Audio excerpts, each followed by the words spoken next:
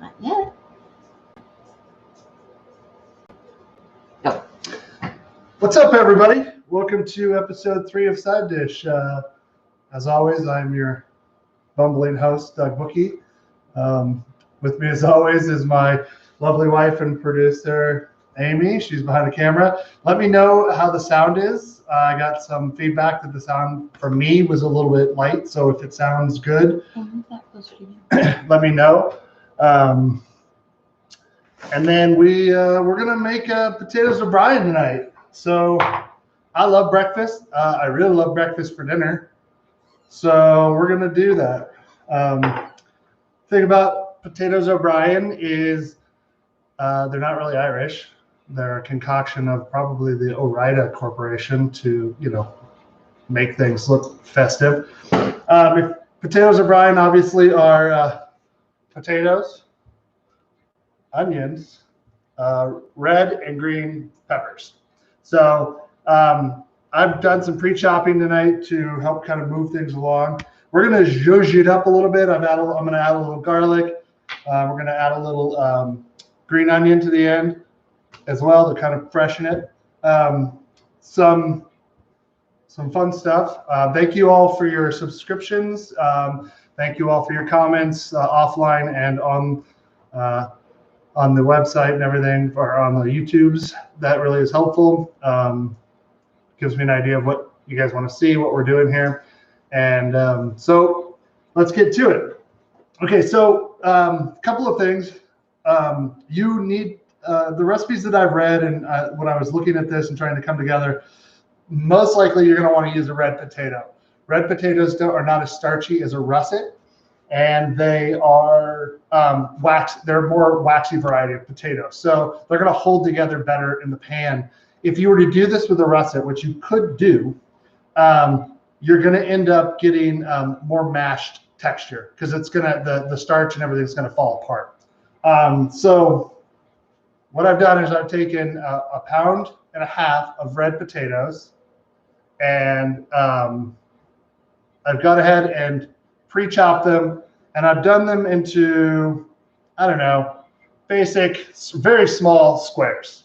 I have them in water. If you pre-cut a potato, the best thing to do is throw it and just cover it with some water. The reason is it'll stop the browning that happens from the potato. So what we've got, and then I've diced, like I said, green and red peppers, de-seeded, and I've taken as much of the white membrane off as well, and 1 large onion. You want to do this as a medium dice. Shall it? You want to, it's average about, about that size. Okay. So, and then I've just taken 2 cloves of garlic, and I've just done a chop on it, like a mince. So the first thing we want to do is we need to drain these potatoes. So get your nice fancy colander out. What's in that jar? Do we need what's in that jar? This is a stock. It's what I got the recipe from Bon Appetit. It's called Master Stock. It's basically chicken and turkey wings and thighs and a smoked ham hock and vegetables, and you throw it all together and you roast them, and then you cook it for about 8 hours. Let it reduce about a quarter or down to 3/4 of what original volume, and then you're going to get this gelatinous, really deliciously rich stock. So we're doing that because unlike potatoes O'Brien or any frozen potatoes you're going to get at the store, these are not cooked. So we're going to do a technique. We're going to kind of put the potatoes in the pan, and then we're going to braise them in 1/3 cup of the stock. I'm going to also add a couple of dashes of Worcestershire sauce, and then we'll season the potatoes with salt and pepper at the same time. I want to add the Worcestershire sauce because it adds a little bit of body to the whole thing, and you're going to get that's going to come through. Is that an umami? It's an umami, yeah. If you don't know what umami is, you have all the flavors, and umami is that sort of the one that makes you go, that's delicious and rich and kind of that. So I'm just going to drain these. Oops, sorry, camera person cut off. That's okay. We're taking suggestions on production things here, folks. One of the big things is we have one camera and it's a webcam that we have to have connected to the computer. So that's why it's so jumpy. That's why I'm far away, because Amy has to be able to control it and I have to be able to. So we're getting in sync a little bit better. That's one of the things. Out of focus. Why? Oh, there we go. Okay, we're good. That's one of the things that we're working on is our cues. If I move, then she moves. So, but she's watching the chat and she's, all of the fun stuff at the same time. So, all right. So what I'm going to actually do is I'm not going to add any oil to this pan right now. So I'm just going to add the potatoes, and I'm going to add everything actually. And the reason being is, again, to braise those vegetables, you're going to pull out flavors, which is going to be really good. And then we're going to keep the lid on. It's going to take about 12 minutes. And then we'll talk about some other things about kind of my technique on, we're going to put some bacon in. We've got some eggs going. But all in all, what your breakfast food is. So we'll talk about that a little bit. So I'm just going to add everything in here. Oops. Thanks. Yeah. Perfect. I should probably just move back over. No, you're good. Okay. And then I'm not going to add the garlic until we get to the point where we're going to start frying the potatoes. And what we're going to do with that is we're going to do a mixture, and we'll go over that, but it's going to be basically 50% butter and 50% olive oil. The butter adds flavor. The olive oil prevents it from the butter from burning and getting, because it has a lower smoke for it. So, okay. We need a third of a cup, which right here.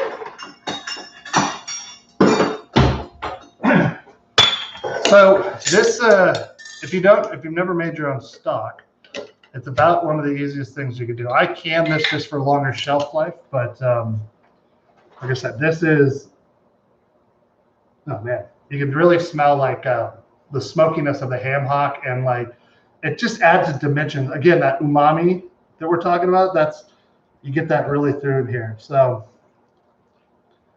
we'll just throw that in there, and then I'm just going to throw it on the oven here, and we're just going for a medium-high, medium temperature here. We want the liquid to start to boil.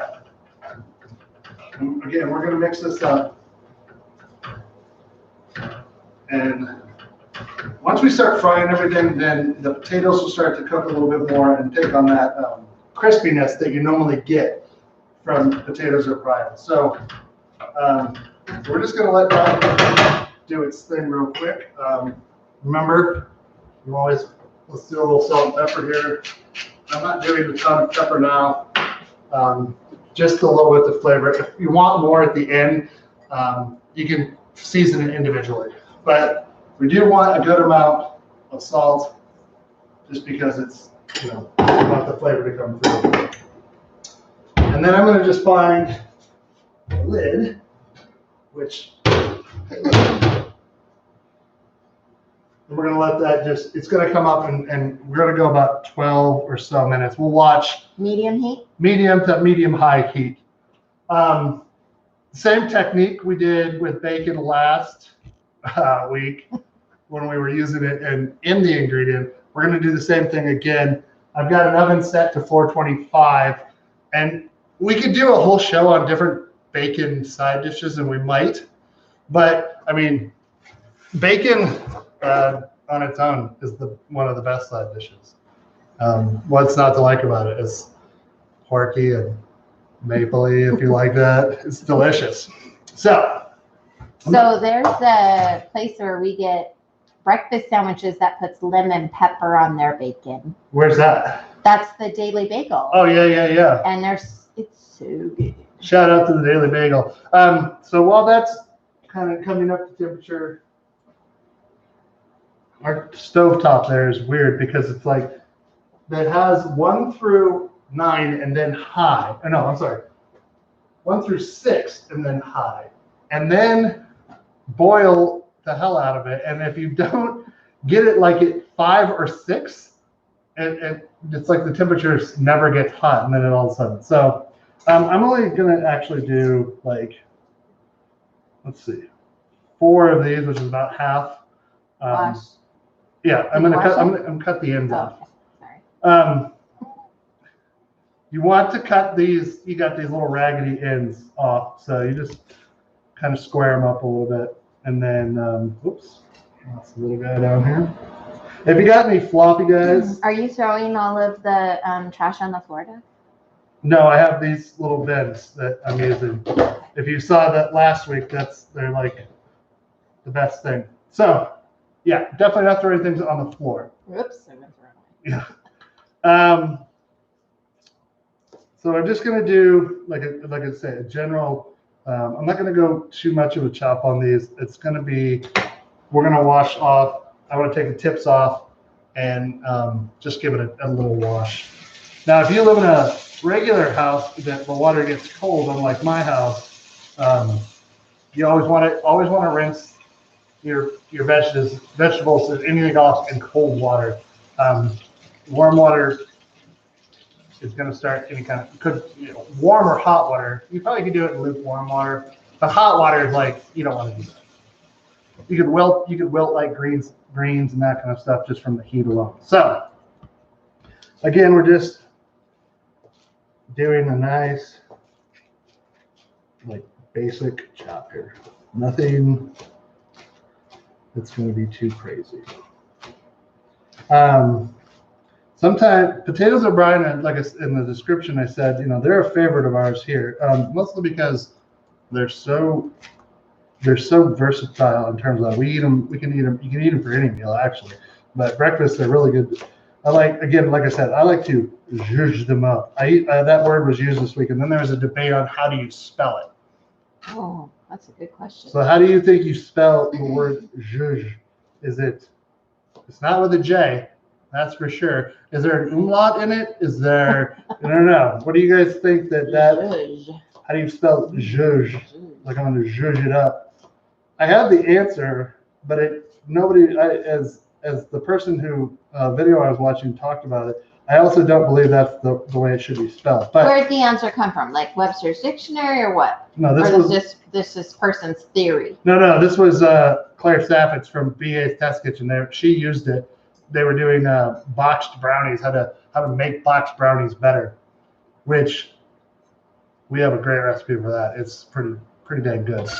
And it involves a boxed brownie mix and then taking Reese's peanut butter cups and pouring half of the mix into the baking sheet, layering Reese's peanut butter cups in the middle of it, and then pouring the rest of it on top. But only Ghirardelli brownie. That's true, because they're literally the best brownie mix out there.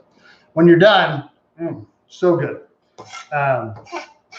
So if you like chocolate and you like peanut butter and you like them both together, well, you probably already like Reese's peanut butter cups, but this is like brownie sensation. So, all right, what do we got going on here? We should have, that wasn't a lot of stock. So it should be starting to boil, or braise in this, and that's what we're getting here. It's coming up. Let's turn it up a little bit to get. And again, I want this to get boiling, the liquid, and then really the lid goes on because we want the liquid and the steam to happen. So it just started to boil. Okay, so let's go over a few equipment things that we like to use that makes us good here.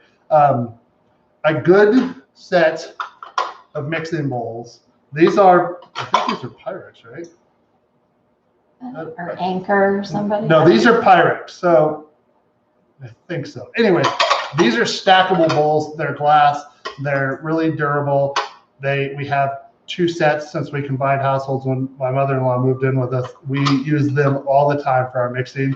A good set of mixing bowls is going to help you basically, be prepared, ready to go. I pre-chopped everything today because I wanted to go over some of this stuff.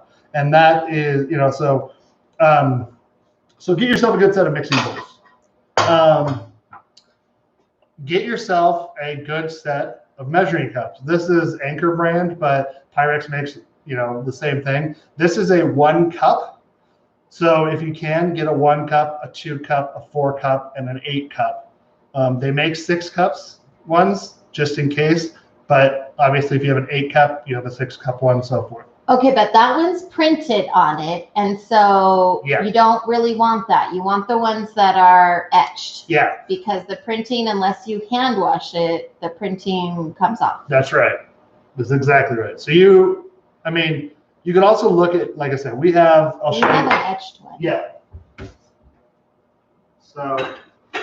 You're showing our messy cupboards. Listen, this is 2 people do it. There we go. Yeah. So this is a 4 cup. It's nice. It's got it etched in. You can see it really easily. It's got cups and liters. And who makes it? This is by Pampered Chef, actually. I think we got this at a thrift store. We did. So, and we have an 8 cup one. It's very similar. I don't know if it's by Pampered Chef. It might be. You also want to get a good set of measuring cups, like dry measuring cups. I actually forgot I had this one out for measuring the liquid. So if you don't know that, these are typically for liquid.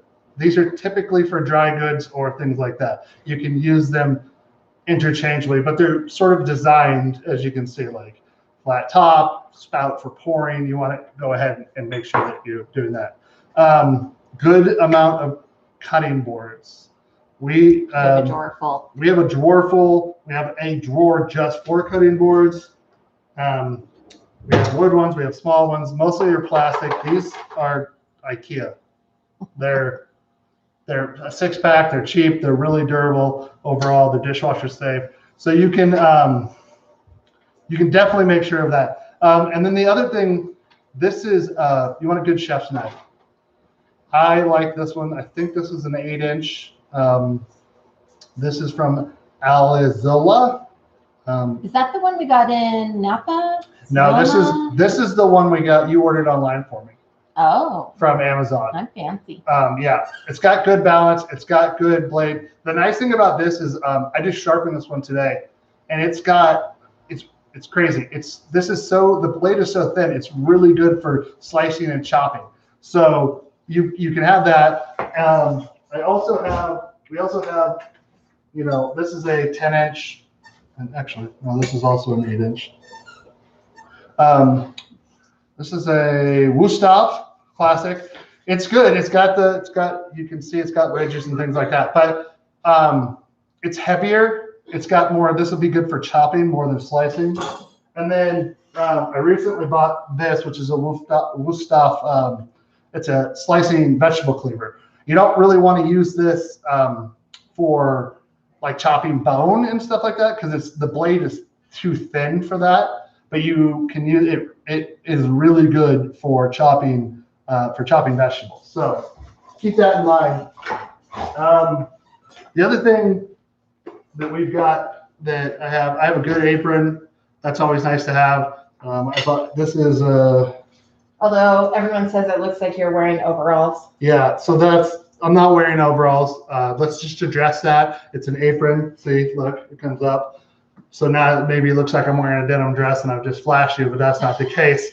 So, but it's got plenty of pockets. You can hold stuff.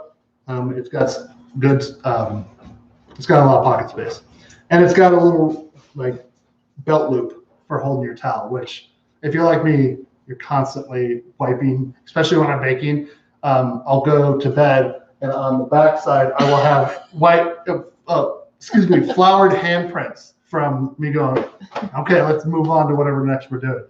All right, so Sandor wants to know if you're sponsored by Pyrex. I'm not sponsored by anybody, Sandor, but if anybody's out there and would like to sponsor us in any way, we are taking sponsorships. Why not? Raymond wants to know if you have a 3-cup measuring cup and a 5-cup measuring cup, but need exactly 4 cups of water. How do you do that? You take, I know how to do it. So I'll figure. It's one of those gifted and talented questions. Well, where you take the 5 cup and you fill it up, you pour it into the 3 cup, and then you throw out. I don't know. I don't know. You can't throw any water out. So yeah, you can. I don't think you can. All right. Well, everybody has it. Yeah, I don't know. We'll figure that out. That's a riddle for the ages, Raymond.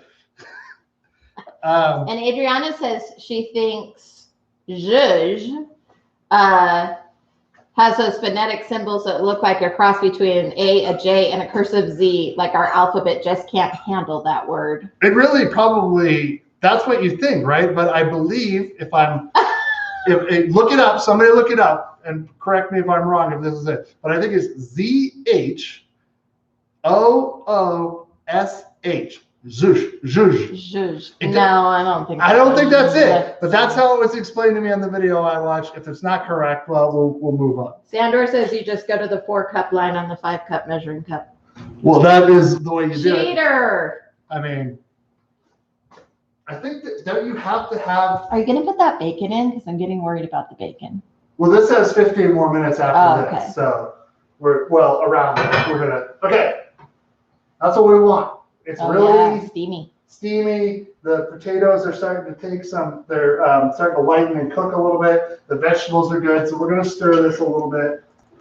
We don't want that liquid to come out quite yet. We want it to still continue to do its thing here. Now we're not moving anything out of this pan.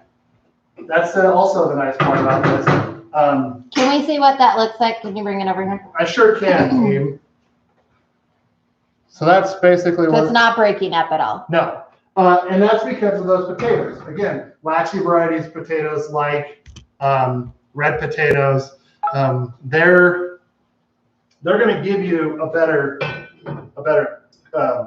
cooking experience when you're doing stuff like that.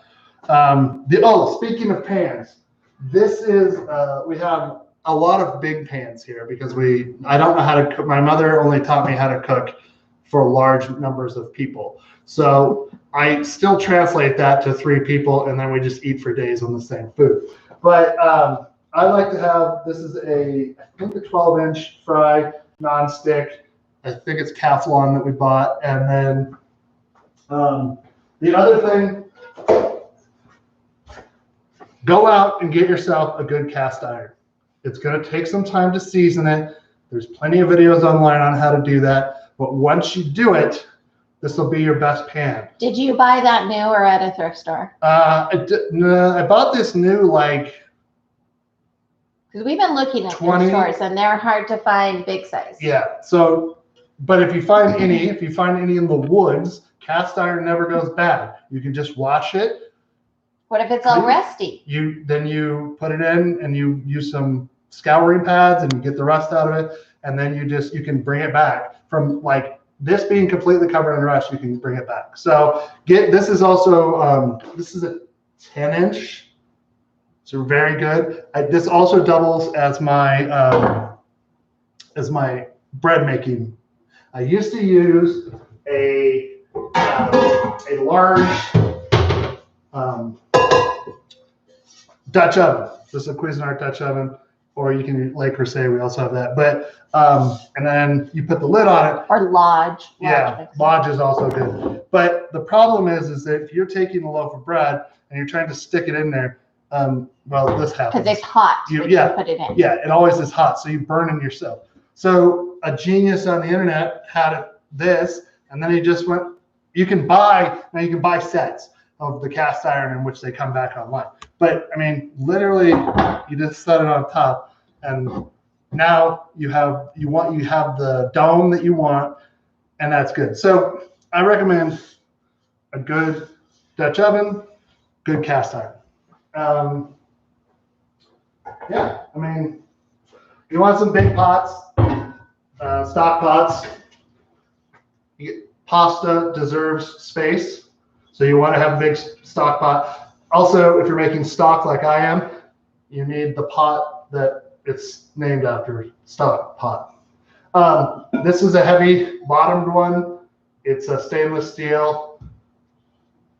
Tramontina is the brand. It's very good. I've had this one for a billion years, and it's hefty, but you want that because you want to keep that heat. That's the same thing that the reason why the Dutch ovens are so good, because they're enameled cast iron basically.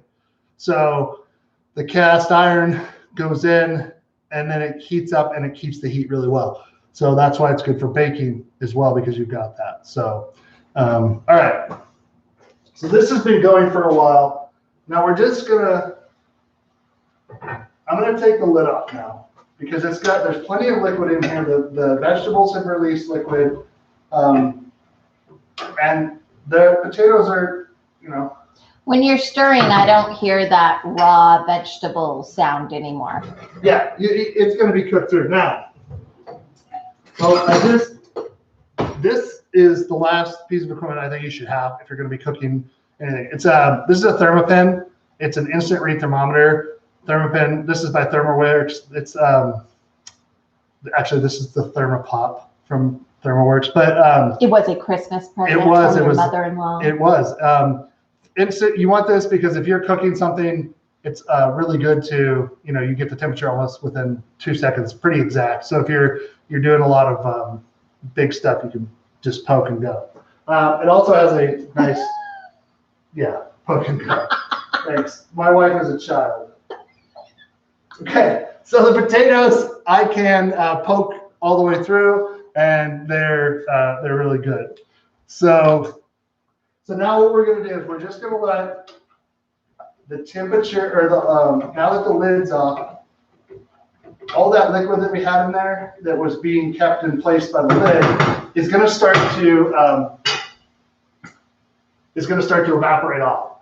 And then as it evaporates off, that's when I'm going to throw in the butter and the olive oil, and that's where we go. Now, should I be following you? The bacon goes in. Oh, I got the light in. Okay, there. 15 minutes at 425, like we did again. Pretty good. I'm not throwing this in until we're getting to the fry phase, and probably until it's really close to being done, because I don't want this to burn. There's plenty of vegetable in there to help the garlic from doing that. But if you just throw it in at the beginning, you're going to lose that freshness, and the oils are out. It's been chopped. The Allison is out, as Brad Leone would say. That's the good stuff, he believes. Anyways, it's gonna, if you want to impress anybody when you're cooking, just do this, and then the whole house will smell like garlic, and people will think you're a gourmet chef. So I don't know how many times I'm cooking, and all of a sudden you're like, oh my God, it smells so good. Oh, you just threw some garlic in there. Butter and garlic are like the best things ever. So speaking of butter, let's get. Sorry, you're not on the camera because the light is there. It's fine. We'll look at the potatoes. Yeah. All right. All right, there you are. So I'm going to use a quarter of a cup, which is a half a stick. That seems like a lot, but we want the hot oil to mix that. I'm only going to use maybe salted or unsalted. This is salted because I don't have any unsalted butter, but you should always cook with unsalted butter. If you're going to put like toast or anything like that, you can use salted butter, but you should always cook with unsalted butter, especially baking. The reason why is because it's got salt in it, and if you're going to add salt, then you can over salt, and you don't want to do that. So we're just going to take a quarter of a cup here. Like I said, half a stick of normal butter. This is Tillamook, which is my favorite butter. And I'm just cutting it into little squares so it melts easier. Ooh, you have like a little tower of butter there. I like. All right. If you threw the whole stick in like that, it's going to take forever to melt. So, okay, so we're getting to the point where you can start to hear the vegetables starting to fry a little bit on the bottom. So what we want to do is I'm going to turn the temperature down for now. And then I'm just gonna make, oh yeah, see, it's starting to stick. So that means that we're right where we want to be here, folks. Turn that handle out of the way so we can see what you're doing. There you go. I'm really not a really good. Oh, see how the back of your spoon is burned? I did that. Yeah. I know. I'm doing much better this week trying to look into the camera and not look at Amy. So, did you get feedback on that? That was part of my feedback, but it's also, I just want to make sure everybody can hear me pretty well as well. If I step away, hopefully I turned up some settings on the microphone. Hopefully that's good. So I'm just throwing the butter, like half of this butter in on one side. And then, oh, this is another thing I love. I just have a little squirt bottle I went like for ketchup and mustard that you can buy at the store. But I put oil in there. Whew, like a life changer. And then we're just gonna let that start to melt. But I'm gonna throw back on top of a lot of the potatoes, and then I'm gonna do the same thing on this other side. I'm gonna pull this stuff over here.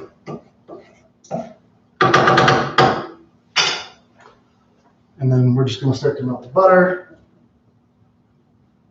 And then I am gonna give it a good stir, but I just want to, I want to have a good distribution of the oil and the butter. So why is it that when you go to a diner or a restaurant that serves breakfast hash browns or things like that, why are they so good? Because they don't mess with them. So you want to, potatoes, when you're going to be frying these, we want to get these in a pretty good even layer here. And again, I'm just kind of getting the oil and the butter spread out here. And once I've got that kind of where it is, you're just going to kind of go like that, make an even layer. Walk away. Teddy wants to see it. Walk away, folks. Walk away, okay? Okay. That's what you got. That looks good. Yeah. All right. Now we're going to turn the heat back up. And again, medium, high. Because we are basically frying the potatoes right now. It really does smell pretty great in here right now. So don't touch it. Don't come back to it. I'm probably actually going to, well, I might switch to a flat-sided spatula like this, so I can get under and turn, and it helps the scrape. Not the plastic one? It's over there. Yeah, that might work too. But this is non-stick. Do not put metal in here. Right. You will have a bad time. Teflon will be all over the place. You'll eat it. You don't want that. And then you'll ruin your pan. So don't do that. Okay. Now that we've got that out of the way, let's throw some things into the sink.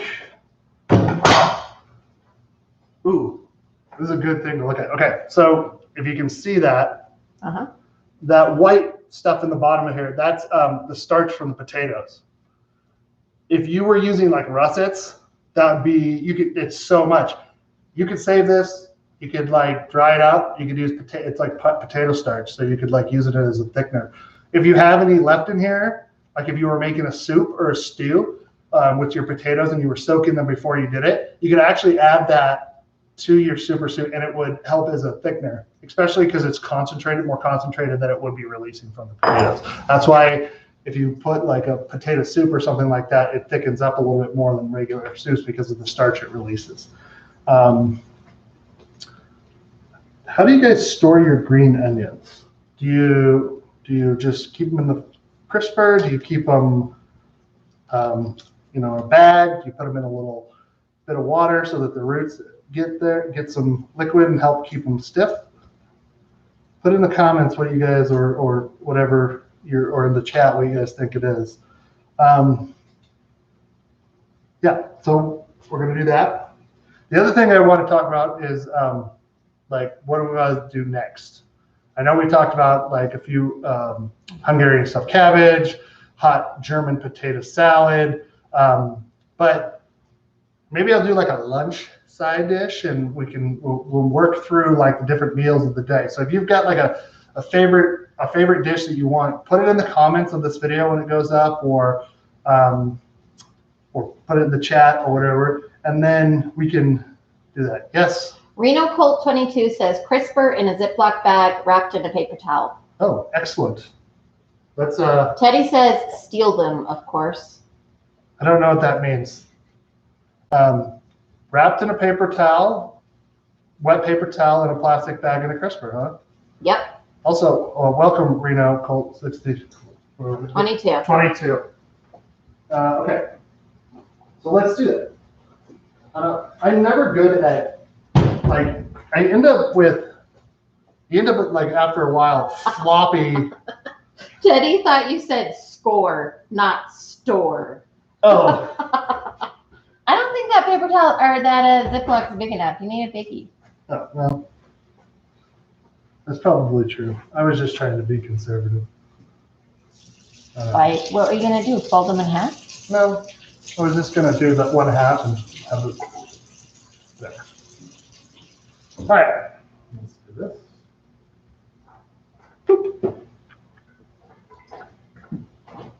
No, I need a bigger bag. I'm not going to the refrigerator yet. All right. So I can already smell like the crispiness happening. You're like, how do you smell crispiness? And I'm like, well, if you've ever fried something, you can tell exactly what it smells like. So does that look correct? I don't know. I don't know. That looks weird. Well, it's keeping it wet. So Yep. all right. Adriana says hers never lasts very long because she goes through them pretty fast. Yeah, usually I end up buying too many. So just because we go through spurts and phases of if we're cooking and that kind of stuff. Okay, so it's been what, 2 minutes, 3 minutes maybe. So what we're gonna do is now I'm gonna just turn it. So just a section. I just turned down a section. We're not quite there yet. How do you know? Because you want to see, so we're starting to get brown on some of the pieces, but it's not there yet. You want it to start to really brown up, so when you turn it over, it looks like, grilled hash browns. So let's just turn the heat up to high a little bit and let that medium and medium high again, and then we'll go from there. Any tips or tricks that you have for, what is your favorite side dish for breakfast that you normally have? Is it, do you have hash browns? Do you make toast with it? Do you do English muffins? Do you, what are your favorite kind of side dishes for each one of those, for breakfast especially? Sorry, putting things away.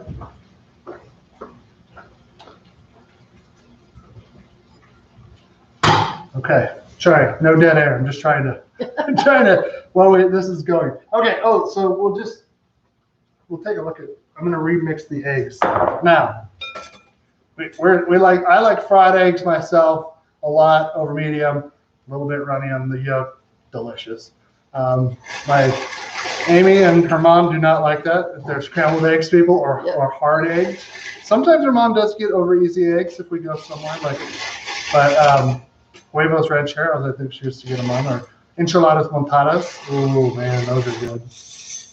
Yes, I use a vintage mixer. Yes, I have a collection of them. Oh yeah, let's look Yes, I have a problem. No, you don't. They're cool, they're functional, and I mean, they're manual hand crank. I mean, so I have metal ones, and we got plastic ones. This guy is the new one. He is heavy as all get out. That's a steel handle. It's ridiculously heavy. This is my favorite. This one here. It has a side handle, which I really appreciate because, what kind of psycho is holding it like this? You want to have it off to the side. So I do that. And it runs real well. And this is what I like when I'm looking for, for these things. And we find these a lot in thrift stores or antique stores. Don't spray egg everywhere. I want good action. So you should be able to turn the handle and the crank, and then it should be able to turn the beaters in a good way. What's in those eggs? I've got milk. I've got dehydrated onions, a little red pepper flake, salt, pepper, and garlic. The perfect main course for our bacon and our things. Okay. I wish you could hear it. That's why I wish I had another camera that I could just like mount and you could see over here. Because this is, it's like that good, crispy, like crispy nuts sound that you get. So again, let's just take another section that we didn't do. Oh, yeah. Okay. So I'm going to turn all of this because, so if you see right here, that browning, and that's what you're looking for. So the potatoes are still, and the vegetables are still giving off some liquid. So you're going to see that mixed in there. But we want to go ahead and turn these a few times.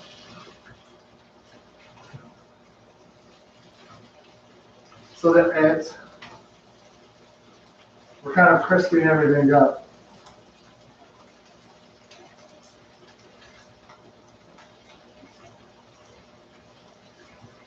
All right.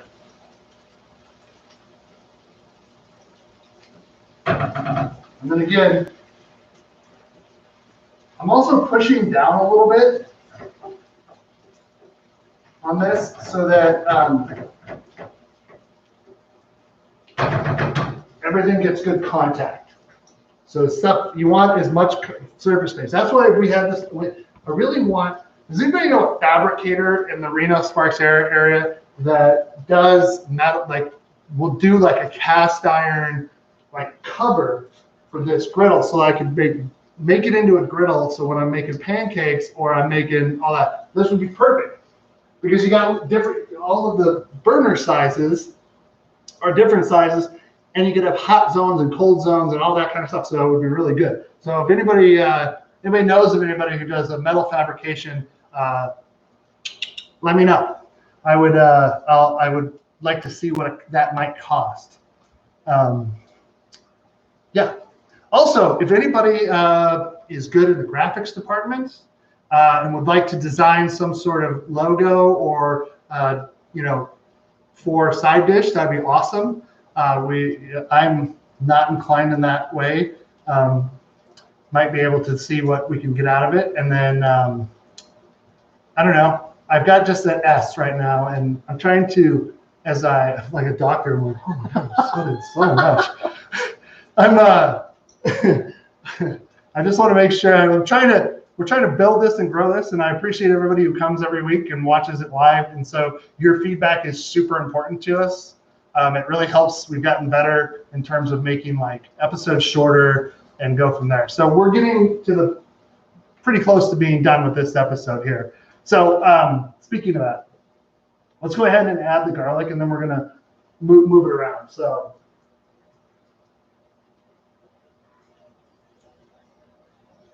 And get in there.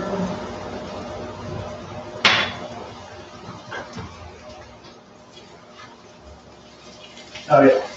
So we're kind of at that crucial time in this. I'm just kind of giving a general stir to help that. Oh my God. Now I'm a professional cook because it smells amazing like garlic in here. So. Okay, let's see it. Hold on a sec.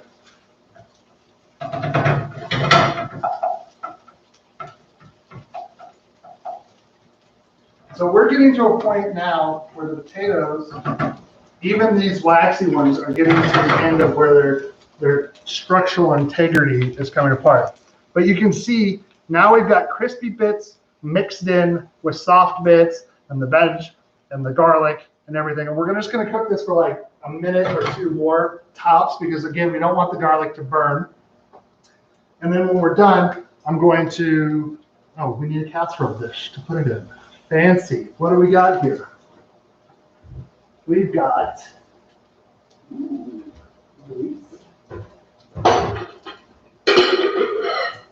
Are you putting it in the oven? Well, no, I was just going to serve it? To serve it, because I'm going to use the same pan for the eggs.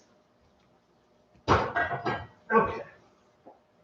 So, here's another thing you don't know about us. If you do know us pretty well, we have a extensive collection of vintage Pyrex bowls. They're all the way around. We have many sets. They're awesome, but and they're kind of like treasure finds when you go to thrift stores, which we're big fans of that. So, all right. So this is doing its thing. I'm gonna cook the eggs in that same pan, and then bacon is. It's gonna all kind of come together at the same time, folks. It's like I kind of know what I'm doing. I don't, but it's like I do. So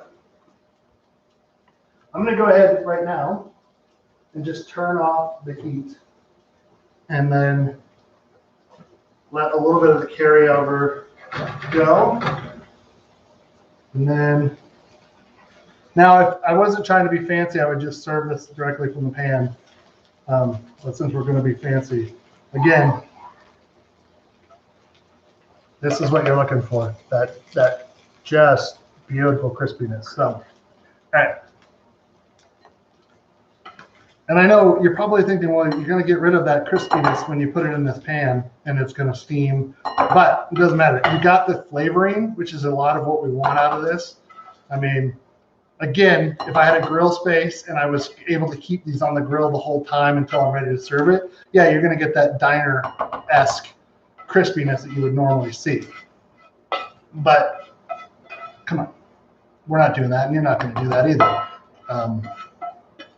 But I'm just doing a little scraper here, get all the kind of crispy bits out. Don't put your spatula, your plastic spatula, in a metal, hot metal thing. Take your wooden spoon, and now we're just going to take our green onions, and we're going to throw it in here. Kind of give it a little, kind of look delicious. And that, folks. Tip it, Mark, so we can see. You can tip the camera. I know, but we still want to see your face. Oh, that's a good point. Camera work, not my strong point. That's why you do it. And that's potatoes O'Brien. I mean, in about half an hour or so, you can make them, and they look delicious. I want to thank everybody for watching again today. It is super appreciative. Tell all your friends. Remember to like and subscribe. And then if you really want to know when we're going live, there's a little bell button that'll tell you when we're ready to do stuff. Also, let me know if you like it earlier in the comments, or if you want when we put up that we're going live for the day. So if it's earlier, also I'm trying to send out to everybody. But if you could share the link, that'd be super helpful. Get more people here. Welcome to the new people. And that's all I got. Thank you for watching. Remember to be kind, be loyal, and go out and do something nice for somebody.